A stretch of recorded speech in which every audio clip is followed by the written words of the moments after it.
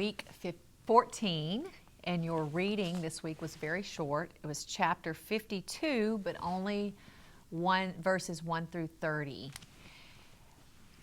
At the end of last week's reading, it ended with the words of Jeremiah end here. So why do we have another chapter if the words of Jeremiah have ended? We know that this chapter is some type of editorial closing appendix that was added at some point. So why was it added? And it's almost a word-for-word repetition of passages in 2 Kings. 2 Kings 24, 18 through 25, 21, and also chapter 25, 27 through 30. So those passages in 2 Kings is almost word for word what we get right here in chapter 52. So what purpose is it serving to our book that we know of as Jeremiah? First of all, it's a literary closure. When you look at the beginning, how this book begins, the first 3 verses of chapter 1, it tells that Jeremiah's ministry coincided with these particular kings, and it says, and then the people of Jerusalem went into exile. So chapter 52 gives a literary closure of that statement. This is how the people went into exile. It also is a historical sweep of the book by reference to key dates, which is helpful because the book has not really been in chronological order. So this chapter gives us a sweeping reference to the kings there.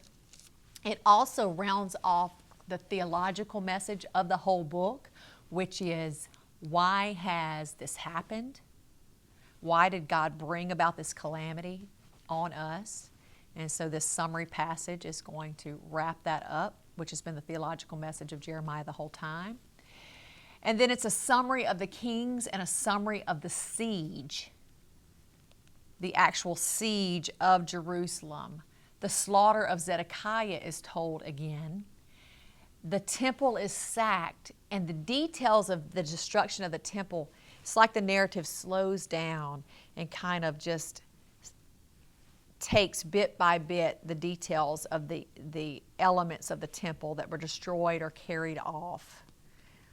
And so it's interesting, I think, that maybe possibly there's a slowing down of details there because of the importance of the temple, but also about later elements of those elements, later indications of some of those elements being brought back when they're able to return.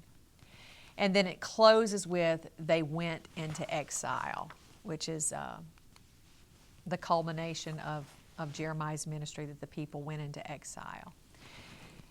And so that we're almost done with the book of Jeremiah. Next week we'll look at the last few verses and then we'll be done. So I hope you've been enjoying the study of this very rich Old Testament prophet. See you next week.